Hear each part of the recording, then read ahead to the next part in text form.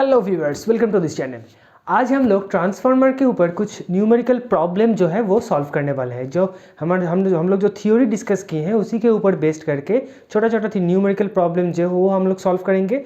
इससे क्या होगा कि ये जो हम लोग थ्योरी पढ़े हैं उसका जो कॉन्सेप्ट हम लोग एक्वायर किए हैं वो क्लियर हो जाएगा कि कौन सा फॉर्मूला कहाँ पे यूज़ करना है, कैसे हम लोग छोटा छोटा प्रॉब्लम सॉल्व कर सकते हैं, ये सब क्लियर हो जाएगा। So without wasting any time, let's get started.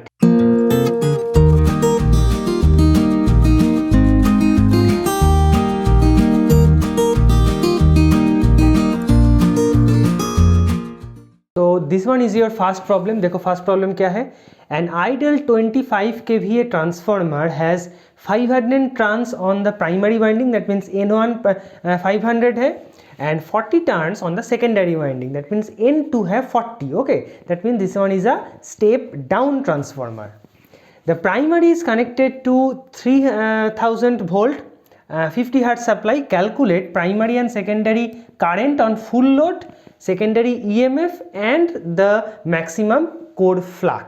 Okay, तो यहाँ पे से जो प्राइमरी वाइंडिंग है that is connected to 3000 volt 50 hertz supply. हम लोग को क्या निकालना है, पहले निकालना है प्राइमरी एंड सेकेंडरी करंट, उसके बाद क्या निकालना है सेकेंडरी EMF, उसके बाद क्या निकालना है मैक्सिमम कोर फ्लक्स. ओके, तो हम लोग एक एक करके निकालेंगे.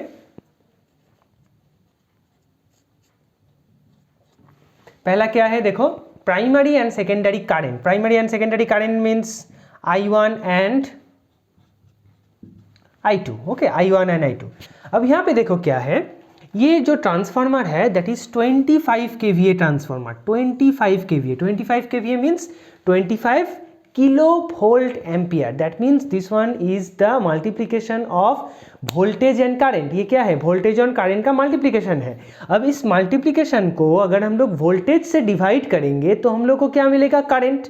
हम लोग को करंट निकालना है, प्राइमरी साइड का करंट निकालना है, तो इस 25 को प्राइमरी साइड का जो वोल्टेज है दैट इज 3000 उससे डिवाइड करना है. उससे डिवाइड करने से क्या होगा, I1 निकाल आएगा. ठीक है, सो 25 इसको हम लोग वोल्ट एम्पियर में करेंगे. किलो वोल्ट एम्पियर है, इसको हम लोग वोल्ट एम्पियर में करेंगे, that is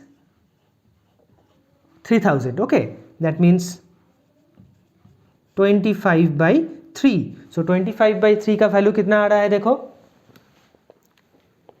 25 divided by 3, so that is 8.33. Okay, so that is 8.33 ampere. Okay, तो I1 का वैल्यू कितना आ गया, 8.33 एम्पियर. ओके, नेक्स्ट I2 निकालना है. I2 हम लोग कैसे निकालते हैं देखो, एक फॉर्मूला है. जब हम लोग बेसिक्स किए थे ट्रांसफार्मर का तो एक फॉर्मूला हम लोग किए थे कि I1 by I2 equals to N2 by N1. Okay, I1 by I2 equals to N2 by N1. यहाँ पे I1 का वैल्यू पता है, N2 का वैल्यू पता है, N1 का भी वैल्यू पता है. ठीक है, ये है N1, this one is N2. Okay, so यहाँ पे हम लोग लिख लेते हैं N1 is 500, N2 is 40. Okay, so यहाँ से हम लोग को क्या निकालना है, I2. So I1 into N1 by N2 is nothing but I2. Okay, so I2 equals to I1 का वैल्यू, N1 का वैल्यू कितना है 500/40 इंटू 8.33. ओके, सो ये कितना वैल्यू आ रहा है देखो,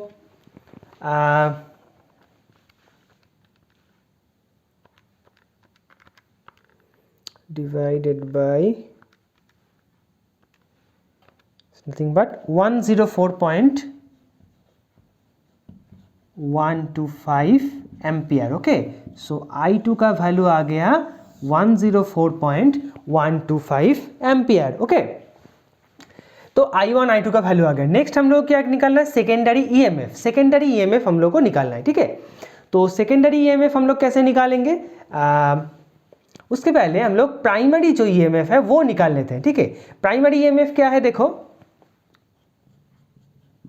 E1 equals to, primary EMF दिया हुआ है एटो volt that is given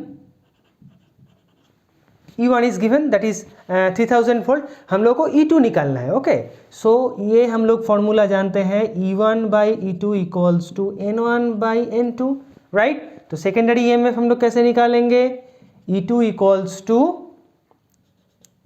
N2 by N1 sorry into E1।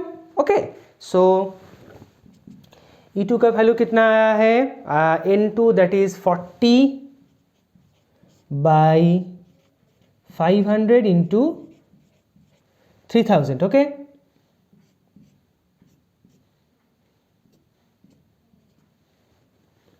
$240 volt. E2 is nothing but 240 volt. Okay, E2 is 240 volt. Okay, E2 is 240 volt. Okay, so I1 का value आ गया, I2 का value आ गया, E2 का value आ गया। अब हम लोग को क्या निकालना है, the maximum core flux. Okay, उसके लिए तो ये आ गया 1। ओके, यहाँ पे है 2 नंबर का जो क्वेश्चन है, अब हम लोग जो 3 नंबर का क्वेश्चन है वो निकालना है, मैक्सिमम कोर फ्लक्स। अब हम लोग ये जानते हैं कि ये फॉर्मूला क्या है, 4.44 F N2 5max। क्लियर। सो यहाँ पे क्या है, E2 का value that is 244.44 into 50 into N2 that is 40 into 5max। हम लोग को 5max निकालना है क्योंकि 5max is the maximum flux. Okay, so 5max is nothing but 240 by 4.44 into 50 into 40। Okay, so यहाँ पे कैलकुलेट करते देखते हैं, 240 divided by 4.44 into 50 into 40 that is 0.02, कितना आ रहा है, 0.027 यूनिट क्या है, वेबर। इसको हम लोग क्या लिख सकते हैं, 27 मिली वेबर। ओके, 27 मिली वेबर। तो 5max का वैल्यू कितना आ रहा है, 27 मिली वेबर। ओके, तो ये हम लोग निकाल लिए हैं। तो यहाँ पे देखो क्या क्या आया है, I1 I2 that is E2 and 5max। Okay, so हम लोगों को मिल गया। तो ये हम लोग प्रॉब्लम हम लोग कैसे किए हैं, देखो एक बार फिर से हम लोग रिकैप्चुलेट कर लेते हैं। हमारे पास क्या क्या दिया है, N1 N2 दिया है। ओके, N1 N2 दिया है और KVA का वैल्यू दिया है, E1 का वैल्यू भी दिया है, that is also given. Okay, तो फिर हम लोगों को ये निकालना है, F का वैल्यू जो सप्लाई फ्रीक्वेंसी है, F का value that is also given. Okay, तो हम लोग को ये निकालना है। तो हम लोग I1 का जब वैल्यू निकालते हैं, मतलब किसी भी साइड का अगर हम लोग करेंट निकालना है तो उस साइड का जो ट्रांसफार्मर जो KVA है, KVA को हम लोग उस साइड का जो वोल्टेज है उससे हम लोग को डिवाइड करना होगा। ठीक है, यहाँ पे अगर I2 होता तो हम लोग सेकेंडरी का जो वोल्टेज है उससे डिवाइड करते, पर यहाँ पे सेकेंडरी का वोल्टेज गिवन नहीं है, इसलिए पहले हम लोग I1 का वैल्यू निकालनी है, उसके बाद I2 का वैल्यू निकालनी है। ठीक है, सो इस तरह से जो बेसिक जो फार्मूला है, ये EMF का फार्मूला, ये जो रेशियो का फार्मूला है, ट्रांसफॉर्मेशन रेशियो वाला जो फार्मूला है, V1 by V2 equals to N1 by N2 equals to I2 by I1 equals to K, जो ट्रांसफॉर्मेशन रेशियो वाला फार्मूला है, इस फार्मूला से, ऐसे फार्मूला से हम लोग इजीली ये निकाल सकते हैं। और ये जो फार्मूला है E2 equals to 4.44 F N2 5max और E1 equals to 4.44 F N1 5max। Okay, इस तरह से भी हम लोग ये प्रॉब्लम सॉल्व कर सकते हैं। Okay, so this is your first problem. अब हम लोग सेकेंड प्रॉब्लम देखेंगे क्या होता है। So this is your second problem. Second problem देखो क्या है, the primary and secondary winding of A 40 kVA 6600 volt by 250 volt single phase transformer have resistance of 10 ohm and 0.02 ohm respectively. The leakage reactance of the transformer referred to the primary side is 35 ohm. Calculate the percentage voltage regulation of the transformer when supplied full load current at a power factor of 0.8 lagging. Okay, that means यहाँ पे हम लोग को voltage regulation निकालना है, पर data जो दिया गया है वो refer to primary, that means secondary quantities को प्राइमरी में रेफर किया गया है, ठीक है। तो यहाँ पे हम लोग वोल्टेज रेगुलेशन जो निकालेंगे उसका फॉर्मूला जो होगा वी आर और percentage V R equals to I1 into R01 cos phi1 plus X01 sin phi1 divided by E1 that is 6600 volt. Okay, so इस फॉर्मूला के ऊपर बेस करके हम लोग क्या निकालेंगे, वोल्टेज रेगुलेशन। अब इस फॉर्मूला में क्या क्या है क्या क्या नहीं है ये हम लोगों को देखना होगा, जो जो नहीं है वो हम लोग को कैलकुलेट करना होगा, ठीक है। सो पहले I1 क्या है, I1 is the primary current. Okay, primary current यहाँ पे दिया गया नहीं है, तो प्राइमरी करंट हम लोग कैसे निकालेंगे, पहले हम लोग प्राइमरी जो I1 करंट है वो निकाल लेते हैं। That is very simple, 40 kVA that means 40 into 1000 volt ampere divided by 6600 volt. Okay, so यहाँ पे क्या आ रहा है देखो, that means 400 by 66. Okay,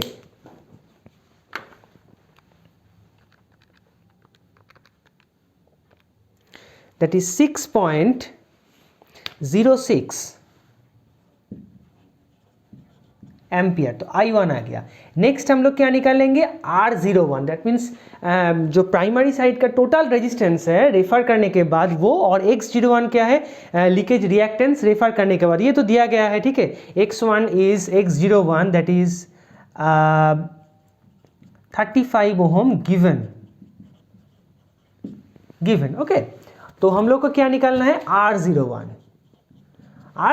is that is nothing but R1 plus R2 by K square. Okay, so R1 क्या है 10 plus R2 क्या है 0.02 और K क्या है, K मतलब क्या है N2 बाई N1 और you can say V2 by V1। Okay, that means 250 divided by 6600। Okay, so यहाँ से हम लोग R01 का वैल्यू हम लोग को पता लगेगा, that is 10 plus 0.02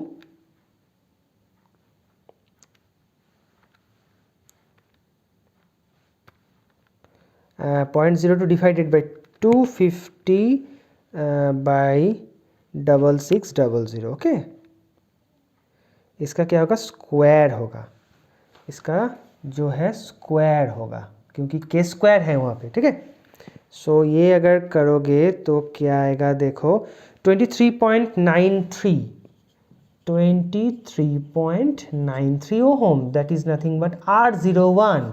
okay, X01 that is given और E1 का वैल्यू क्या है 6600 volt, that is also given. Okay, so ये हम लोग को सभी पता है, तो हम लोग इजीली यहाँ पे वोल्टेज रेगुलेशन निकाल सकते हैं। I1 का वैल्यू हम लोग निकाल लिए हैं 6.06, R01 का वैल्यू कितना है 23.93 और यहाँ पे हम लोगों को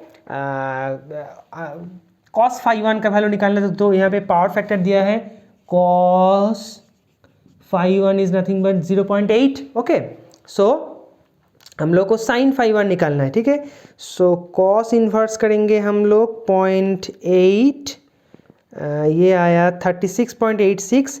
अब साइन जो है sine answer that is nothing but 0.6, so sine phi1 that nothing but 0.6। Okay, so यहाँ पे क्या होगा 0.8 plus 35 into 0.6 divided by E1 is nothing but 6600। Okay, so ये हम लोग कैलकुलेट करेंगे, ये हम लोग कैसे कैलकुलेट करेंगे देखो 6.06 into 23.93 into 0.8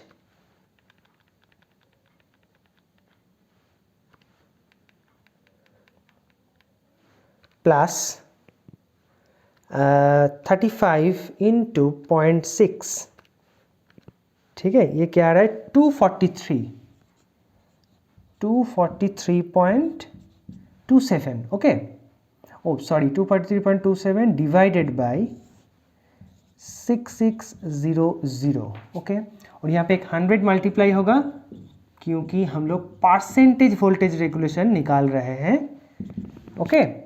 सो इसको अगर हम लोग डिवाइडेड बाई 6 करेंगे तो क्या आएगा 3.68, क्योंकि 2 0 यहाँ पे कैंसिल आउट हो जाएगा, 3.68%, okay. So percentage voltage regulation is nothing but 3.68%, okay.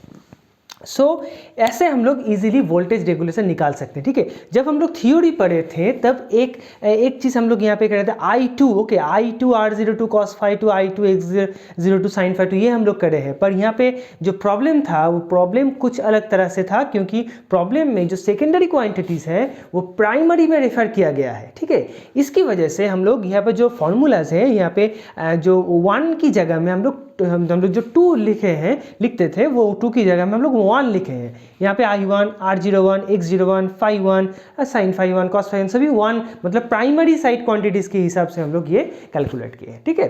तो इस तरह से you can easily calculate the voltage regulation of a transformer by putting this simple formula, okay. तो ये जो फॉर्मूला है ये हम लोग को याद रखना पड़ेगा, okay. So this is all about your second problem. हम लोग देखते हैं कि नेक्स्ट प्रॉब्लम में क्या है। So this is your third problem. Third problem में देखो क्या है, the iron loss in a certain transformer is 80 watt at 25 hertz and 240 watt at 60 hertz, the maximum flux density being the same, okay, दोनों में ही same है। Calculate the iron losses at 100 hertz at the same maximum flux density, okay, that means यहाँ पे जो है जो transformer losses है, hysteresis loss, AD current loss, उसको अगर मतलब कंसीडर करके हम लोग ये प्रॉब्लम कर सकते हैं, ठीक है।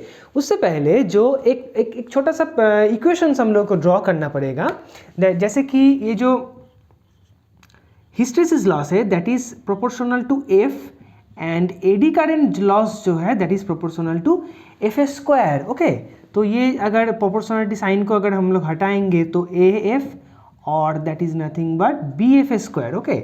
सो that means total iron loss is nothing but A F plus B F square, okay. तो हम लोग लिख सकते हैं P I by F equals to A plus B F, F को कॉमन लिए हैं, ठीक है। तो ये फॉर्मूला अप्लाई करके हम लोग ये जो प्रॉब्लम है वो सॉल्व कर सकते हैं। कैसे, देखो, किसी भी एक पर्टिकुलर फ्रीक्वेंसी में P I by F that means total transformer loss, the certain transformer is एतो at 80 watt at 25 hertz, okay, that means 80 by 25 is A plus B F, A plus B into 25।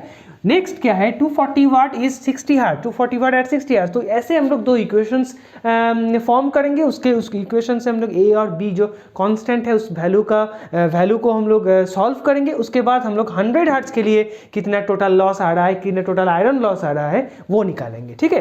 तो पहले हम लोग क्या करेंगे, for 25 hertz,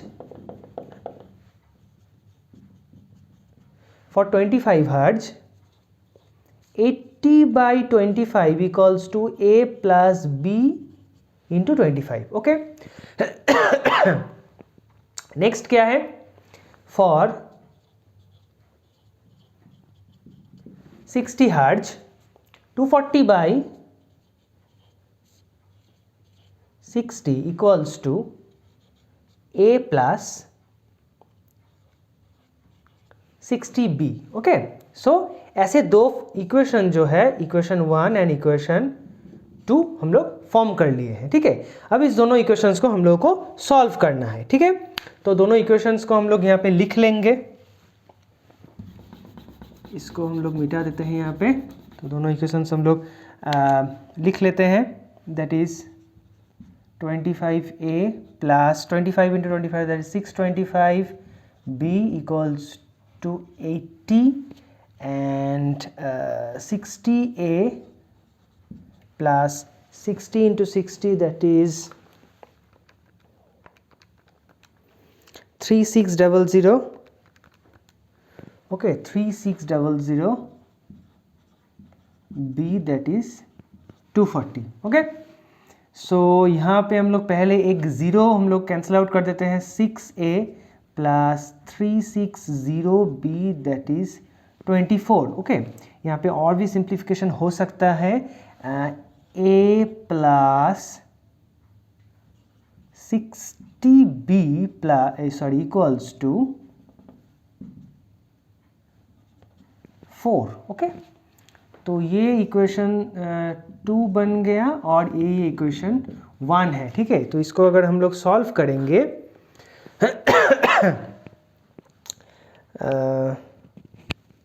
calculator से direct solve कर लेते हैं.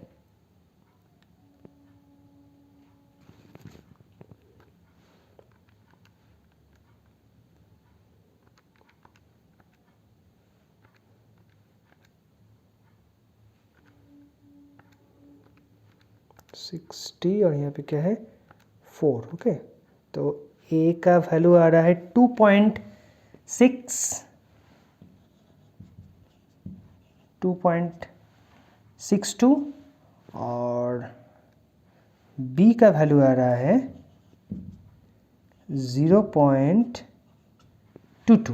Okay,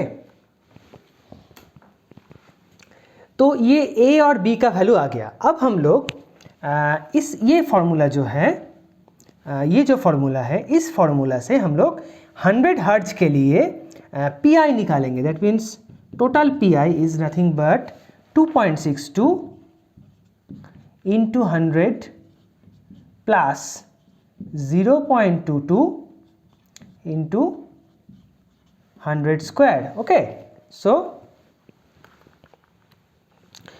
2.62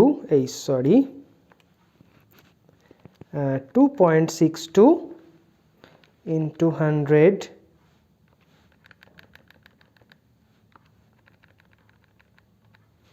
plus 0.22 into 100 square, 2462, that is 2462 watt. Okay, तो इस तरह से हम लोग इजीली ये जो टोटल आयरन लॉस है, टोटल आयरन लॉस हम लोग निकाल सकते हैं. ठीक है, सिर्फ हम लोग को ये जो फॉर्मूला है, ये फॉर्मूला याद रखना पड़ेगा. ये फार्मूला कहाँ से आ रहा है? ये फार्मूला जो मेन फार्मूला है वहीं से हम लोग डिडक्ट किए हैं. ये जो हिस्टैरिसीस लॉस और एडी करंट लॉस की जो फार्मूला है वहाँ से हम लोग ये डिडक्ट किए हैं. तो अगर ऐसा प्रॉब्लम रहा कि इतना आयरन लॉस है, ऐसा इतना फ्रीक्वेंसी में, इतना आयरन लॉस है इतना फ्रीक्वेंसी में, तो हम लोग ये फार्मूला यूज़ करके इजीली ये प्रॉब्लम जो है वो सॉल्व कर सकते हैं. ठीक है, तो आज हम लोग क्या क्या देखे, 3 योनार का 3 प्रॉब्लम हम लोग देखे हैं. कैसे हम लोग उस फार्मूला जो है उसे अप्लाई करते हैं ये सीखे हैं. ठीक है, तो इस तरह से हम लोग छोटे छोटे प्रॉब्लम जो है वो कर सकते हैं. और उसको करने के लिए क्या क्या फार्मूला हम लोग को याद रखना पड़ेगा वो हम लोग यहाँ से देख चुके हैं. ठीक है, so that's it for today's video guys. If you like this video then like the video and share it with your friends, and those who are new in this channel please subscribe the channel and hit the bell icon. मिलते हैं अगले video में, तब तक के लिए Tata and good bye.